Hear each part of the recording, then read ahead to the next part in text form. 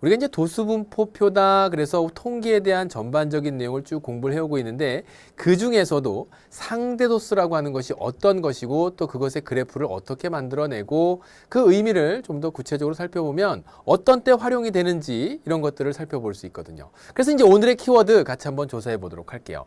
오늘의 키워드는요. 바로 첫 번째가 상대도수라고 하는 겁니다. 이 상대도수는 말 그대로 상대적인 개념이에요. 수업 중에도 이야기하겠지만 우리가 만약에 어떤 집단 전체 수가 몇 명이냐에 따라서 거기에 해당하는 수가 절대 수가 얼마이든지 간에 전체 수하고 비교했을 때 그것이 많거나 또는 적음을 이야기할 수 있습니다. 예를 들어 어떤 집단 AB가 있는데 안경을 썼다라고 생각을 해봐. 그러면 안경을 썼는데 그 안경을 쓴 사람이 100명 중 10명하고 10명 중 10명하고를 비교를 해본다면 이 10명 중 10명은 똑같이 안경 쓴 사람 10명, 10명은 똑같은데 100명 중 10명은요. 10분의 1밖에 안 되지만 10명 중 10명이 전부 다 안경을 썼다는 얘기는 10명 전체가 다 안경을 전부가 안경을 썼으니까 여기에서는 두 집단을 비교해 보았을 때 큰 차이가 나는 것을 알 수 있어요. 그래서 이러한 비교를 통할 때, 비교를 하게 될 때 상대도수가 자주 이용이 되겠구나. 그래서 이제 상대도수의 구체적인 그 뜻서부터 차근차근 공부하도록 하고요.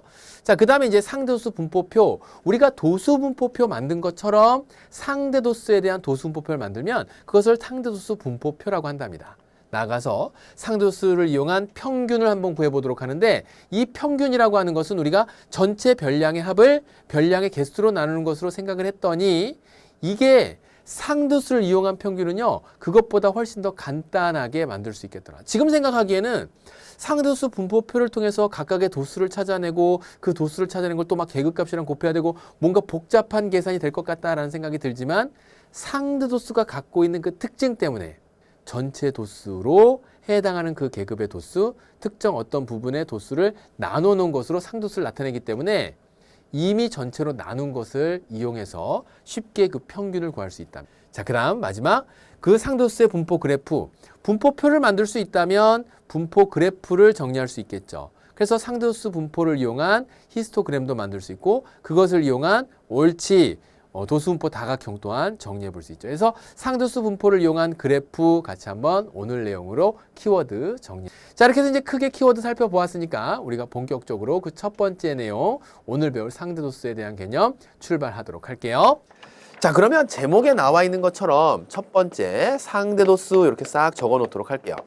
자, 상대도수라고 하는 건 일단 여러분들이 감이 조금 와야 될 겁니다. 자, 그래서 선생님이 예를 하나 들어볼 건데 어떤 예를 들 거냐면요.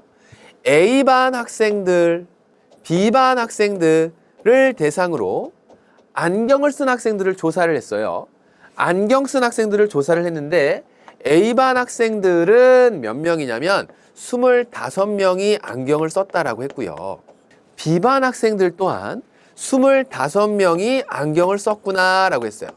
자, 물론 요즘 뭐 안경을 멋으로 쓰는 친구들도 많이 있지만 시력이 요즘 스마트폰이니 또 이제 컴퓨터도 많이 PC도 많이 볼 거고 그러다 보니까 시력이 과거에 비해서 조금 많이 떨어지는 편이긴 한데 안경을 착용한 학생들이 있을 때 그 학생들을 보고 이 반의 시력이 좋다 나쁘다라고 하는 것을 판단한다라고 한번 가정을 한번 해보죠. 안경을 쓴 학생이 많을수록 시력이 나쁜, 시력이 좋지 않은 반이다. 안경을 쓴 학생이 적을수록 시력이 좋은 학생들이 많이 있다. 자, 이렇게 이야기를 한다라고 가정을 해봅시다. 그렇다면 지금 현재 나와 있는 것으로 A반도 25명, B반도 25명 그렇다면 A, B반 모두 시력이 차이는 나지 않는구나. 안경을 썼다라고 봤을 때 물론 자세하게 얘기한다면 시력이 몇 점 몇이에요 막 이런 걸 다 따질 테지만 여기에서는 간단한 설명을 위해서 이렇게 한번 얘기해 보도록 하는 거고요. 자, 그랬을 때 지금 선생님이 한 말이 이게 맞는 말일까요? 틀린 말일까요? 두 반 모두 25명이기 때문에 두 반의 시력 정도는 같다. 안경 착용 여부에 의해서만 따지는 겁니다. 이게 맞는 얘기가 틀린 얘기일까요? 네. 여기서 한 가지 아주 중요한 부분이 빠졌는데 바로 뭘 빠졌냐면 선생님 그렇다면 A반에서의 전체 인원이 몇 명이 되나요? 라고 하는 것을 물어볼 수 있어야 돼요. 만약에 A반에 있는 학생들이 100명이었고 B반에 있는 학생들이 50명이었다라고 한다면 자, 이제는 그 절대적인 숫자 25명이 안경을 착용했다라고 할지라도 그래서 같은 수라고 할지라도 100명 중 25명인 것과 50명 중 25명인 것은 확연히 다르죠. 아마 이렇게 들어가 있는 반에 직접 가서 보게 되면 대체로 안경을 쓴 학생들이 거의 다 보일 거고 안경을 쓴 학생들이 드물게 보이는 현상을 만나게 될 겁니다. 그 이유는 왜 그래요?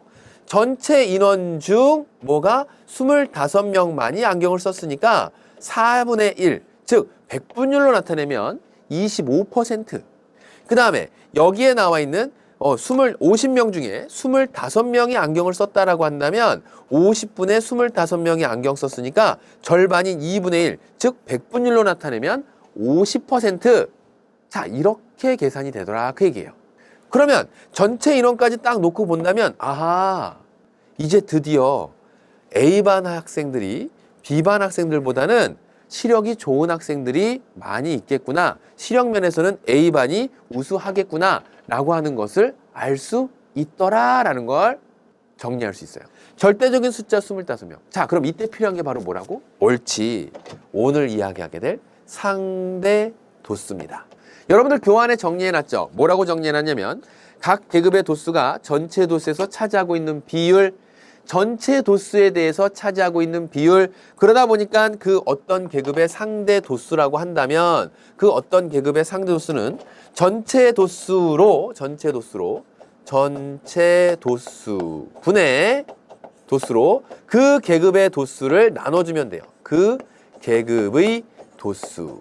그래서 이제 이것을 소수로 표현하거나 분수로 표현하게 되는데 우리가 이제 상대수 분포표에서 보게 되면 일반적으로 소수를 보게 될 겁니다. 됐나요? 그래서 전체 도수분의 그 계급의 도수, 전체 도수로 그 계급의 도수를 나눠서 상대적으로 얼마만큼에 해당하는지를 살펴본답니다. 자, 그래서 이제 거기에 나와 있는 상대 도수를 가지고 이야기하게 되고 상대 도수를 알 때 이제 이렇게 해서 이제 딱 정리를 해놓게 되면 이것이 바로 뭐가 된다? 이것은 상대 도수가 됩니다. 이렇게 정리가 되겠죠. 자, 이 정리가 끝나고 나면 그 뒤에 이어지는 상대도수 분포표는 이것을 표로 만들어 놓은 것. 즉 도수분포표에서 보다시피 계급을 정하고 그 계급에 따라서 각 계급의 상대도수가 얼마인지 전체 도수분의 옳지. 그 계급의 도수, 전체 도수분의 각 계급의 도수를 조사를 해서 상대도수를 쭉 나열하여 정리해 놓으면 그것이 바로 상대도수 분포표가 되겠구나. 그래서 이제 두 번째 내용은 여기다 적을까요? 두 번째 내용. 상대도수 분포표에 대한 내용이 그래서 설명이 된답니다. 아, 도수분포표인데 도수분포표에서 전체 도수분의 상대도수를 각각의 도수 자리에다가 상대도수의 이름을 따서 쭉 정리해 놓으면 상대도수 분포표가 되겠구나. 그러면 그 다음에 세 번째 내용은 지금 조금 전에 살폈었던 이 부분이 상대도수다라고 했어요. 상대도수. 그러면 상대 도수를 구하는 요 식을 바탕으로 해서 우리가 알 수 있는 것은 무엇을 알 수 있냐면 그 어떤 계급의 도수, 예를 들어서 첫 번째 나와 있는 그 어떤 계급의 첫 번째 어떤 계급의 도수를 알 수 있을까? 바로 이 세 가지의 미스테리한 요 세 가지의 내용 중 두 가지만 알면 남은 하나를 자동적으로 계산할 수 있더라. 우리는 1학기 때 방정식을 공부했거든요. 그러면 어떤 계급의 도수가 만약에 궁금하다고 한다면 분명히 문제에서 전체 도수와 그 계급의 상대 도수를 줬을 거예요. 그러면 양변의 전체 도수를 곱하면서 상대 도수에다가 뭘 곱하게 되면 전체 도수를 곱하게 되면 이게 뭐가 된다? 아, 어떤 계급의 도수를 구할 수 있겠구나. 다시 한번. 내가 어떤 계급의 도수가 궁금해요. 그래서 등식의 성질을 이용해서 양변의 전체 도수를 싹 곱하게 되면 얘는 약분되어 사라질 것이고 상대 도수에다가 전체 도수 곱한 것이 바로 뭐가 된다? 그 어떤 계급의 도수가 되겠구나. 자, 마찬가지로 상대 도수는 이렇게 구하는 것이고 내가 전체 도수가 궁금하다. 두 번째 내용.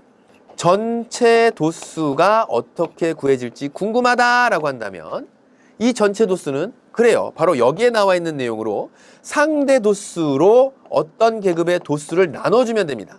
상대 도수분의 어떤 계급의 도수. 우리 제자들이 원리보다는 암기를 선호하는 성향이 조금 더 높아요. 왜 그러냐면 공부를 쉽게 하고 싶어 하거든. 왜냐하면 쉽게 하게 될 때 나는 뭔가 잘하고 있다라는 착각을 일으키게 됩니다. 원래 공부라고 하는 게 조금 어려운 거예요. 왜냐하면 생소하던 내용을 받아들여야 되는 부분이니까 여러 번 봐야 되는 것도 있고, 그 다음에 잘 기억해야 되는 부분들은 한 번 더 그것이 왜 그렇게 되는지 이해를 하기 위해서 생각을 해야 되는 그런 과정들이 필요합니다. 그런데 그 과정들을 줄이고 싶어 하죠. 그러다 보니까 그 과정을 줄일 수 있는 방법이 단기적인 어떤 암기를 하기 위해서는 시간을 조금만 투자해서 막 외워버리면 돼요. 그러다 보니까 그게 왠지 쉬워 보이고, 그 쉬워 보이는 것을 통해서 내가 공부를 잘하고 있구나 라고 하는 착각이 일어나는데, 지금 나와 있는 이 내용이요, 자꾸 외우려고 하지 말고 굳이 기억을 해야 되겠다라고 한다면 요 내용 하나를 기억하십시오. 뭐요? 상대 도수란 전체 도수분의 그 어떤 계급의 도수. 자, 이 내용 하나를 기억하고 그 다음에는 여기에다가 등식의 성질을 이용해서 양변의 전체 도수를 곱하면 어떤 계급의 도수를 구할 수 있겠구나. 전체 도수가 궁금하다면 전체 도수는 상대 도수로 그 어떤 계급의 도수를 나눠주면 되구나. 여기서부터 바로 이어서 생각해 볼 수 있겠죠. 그래요? 자, 이렇게 접근하는 것이 여러분들이 생각할 수 있고 배운 내용을 꺼내 쓸 수 있는 내용이 되면서 훨씬 더 수월하게 될 거예요. 무조건 자꾸 집어넣으려고 하다 보면 누구나 다 용량은 정해져 있는데요, 우리 머리는 신기해서 그 머릿속에 들어오는 것은 자꾸 꺼내서 사용했을 때, 즉 이 배운 내용을 이걸 찾기 위해서 꺼내서 썼을 때, 그때 자연스럽게 오래 기억에 남긴답니다. 선생님 말 명심하고, 그것이 오히려 올바르게 공부하는 길이고, 선생님이 늘 얘기하는 거 바르게 생각할 수 있는 힘이 되는 거예요. 바르게 생각하다 보면 실력은 금방 습관이 바뀌게 되고, 그 습관이 여러분들의 성적은 아주 자연스럽게 올려줄 겁니다. 알겠죠? 이제 1학년 2학기 앞으로 더 많은 내용, 더 다양한 내용들을 공부하는 우리 제자들, 이제 슬슬 자기의 좋지 못한 습관들은 바꾸어가는 것이 이롭겠죠. 자, 이렇게 정리하고 나면 이제 이러한 상대도수 분포의 특징까지 이쪽 조금 옮겨서 정리해 보도록 할게요. 자, 네 번째 내용으로 등장하는 건 상대도수의 특징입니다. 상대도수의 특징까지 정리 한번 해보죠. 자, 상대도수의 특징은 어떤 것이 있냐면요, 여러분들 교환에 나와 있는 대로 우리가 전체 도수분의 어떤 일을 했냐면 전체 도수분의 그 계급의 도수, 어떤 계급의 도수 이렇게 쓸까요? 어떤 계급의 도수를 이렇게 적었어요. 그러면 여기에서 그 어떤 계급의 도수를 요거 하나를 x1이라고 해보죠. 그 다음에 전체 도수를 t라고 해볼게요. 자, 그러면 만약에 어떤 도수가 존재하는 x1과 x2와 그렇게 해서 다다다다다다 더해서 그 도수를 x 만약에 n까지 더했다라고 해보죠. 그러면 n개의 어떤 도수가 있을 때 이걸 다 더하게 되면 이게 바로 뭐가 되는 거예요? 바로 t가 된답니다. 왜냐면 전체 도수니까 이 각각이 어떤 계급의 도수가 되고. 맞아요? 갑자기 식으로 쓰니까 마구마구 어려워? 요 정도는 이해할 수 있겠지. 그러면 지금 여기에 나와 있는 t분의 x1 더하기, 요게 요 계급의 상대도수라고 생각해보고, t분의 x2 더하기, 그래서 쭉 더해서 t분의 xn까지 싹 다 더하게 되면 지금 각 계급의 상대 도수들을 전부 다 더한 것이고, 그 더한 결과가 어떻게 된다? t분의 x1서부터 xn까지 더한 게 t가 될 테니까 모든 상대 도수의 합은 항상 얼마가 된다? 옳지, 1이 되는구나 라는 사실을 알 수 있어요. 그러니 그래서 맨날 상대 도수의 합이 1이다 하는 거 그냥 외웠었는데 이런 이유 때문에 그렇구나 라는 거 알 수 있죠. 해서 지금 나와 있는 것들은 이런 이해가 먼저 되고 난 다음에 문제에 접근한다면 다양한 활용 문제에서도 여러분들이 이제 공부했었던 요 식을 정리하면서 문제에 접근해 볼 수 있어요.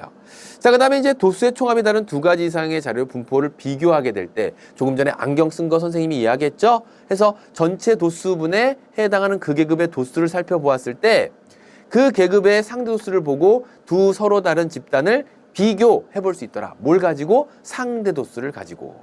그래서 지금 절대적인 수에 대한 것, 즉 도수에 대한 것보다는 상대 도수가 두 집단을 비교할 때 훨씬 더 유용한 도구로 사용되겠구나. 자, 그 다음에 이제 도수의 총합은 항상 1로 일정하니까 상대 도수하고 무엇은 옳지, 도수 사이에서는 정비례 관계가 있구나라는 것을 정리할 수 있어요. 자, 그 다음에 이제 5번째 내용은 여기에 있는 내용을 조금 지우면서 저쪽 가서 이동해서 선생님이 설명을 하도록 할게요. 상대 도수를 이용한 평균에 대한 이야기 안 하고 넘어갈 수가 없어서 선생님이 여기에다가 다시 한번 정리하겠습니다. 자, 내용상으로 살펴보면 그게 그렇게 된다니까 그냥 외워버려야지 라는 제자들이 혹시 생길 수 있는데, 자, 여기서부터 정리하죠. 5번째 내용이에요. 5번째. 상대 도수를 이용한 평균, 도수를 이용한 평균.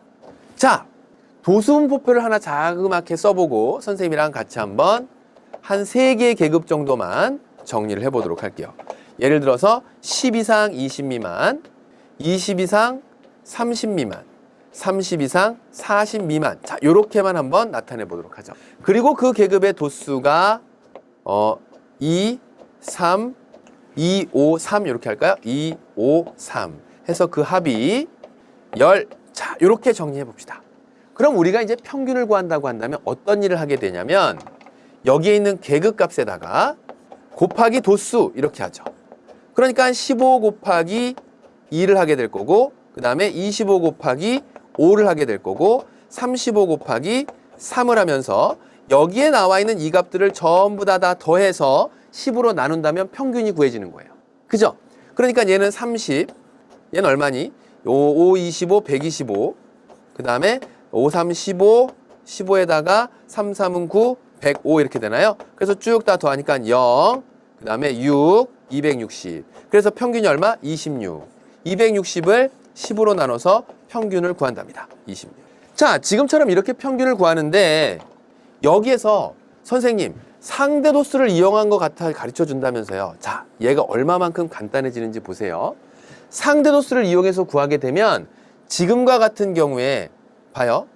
여기에 나와 있는 계급값 곱하기 도수, 각 계급의 계급값 곱하기 도수를 하죠.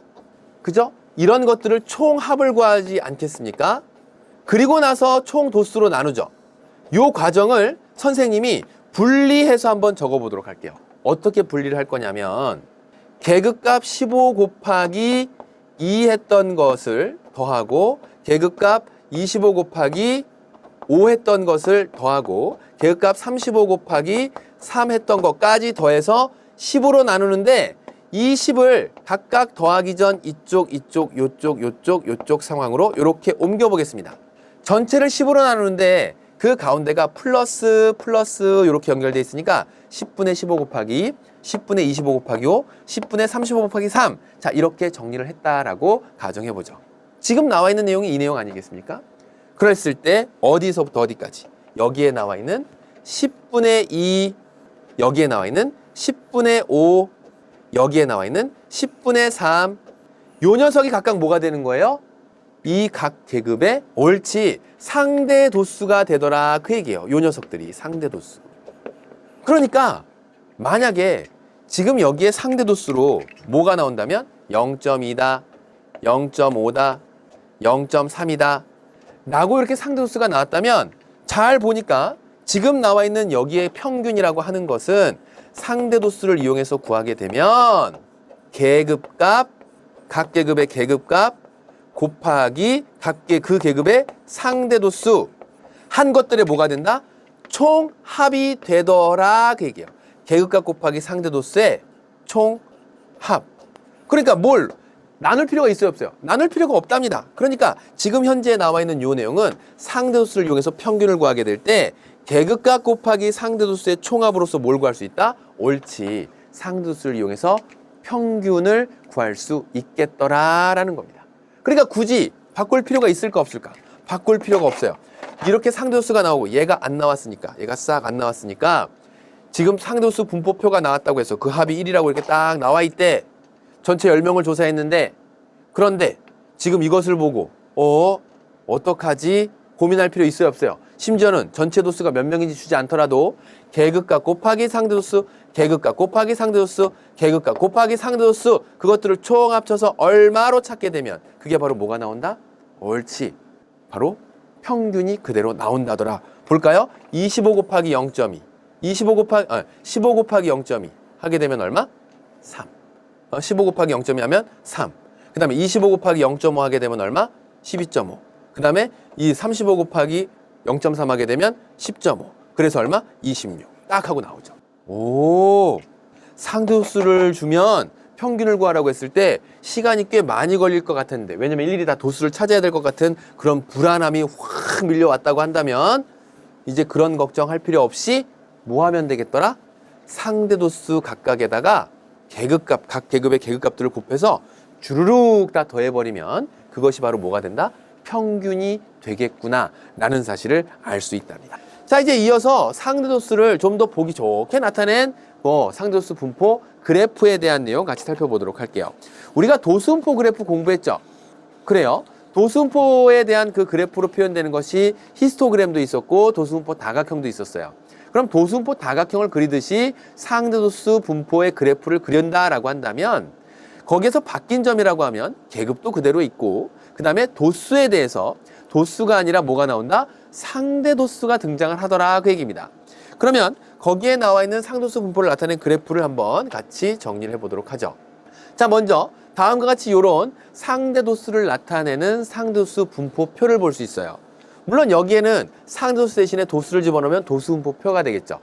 자, 그런 다음에 이것을 그래프로 옮겨본다고 한다면 상대도수 분포 그래프로 나타낼 수 있는데 다음과 같이 상대도수 분포를 나타내는 히스토그램으로 작성을 해주고 그 히스토그램을 이용해서 도수분포 다각형을 그린 것처럼 다음과 같이 그 직사각형의 윗변에 가운데에 점을 딱딱 찍어주면서 다음과 같이 그것을 연속하여 그려낸다면 상대도수 분포 다각형인 상대도수 분포 그래프가 되겠습니다 라는 거죠.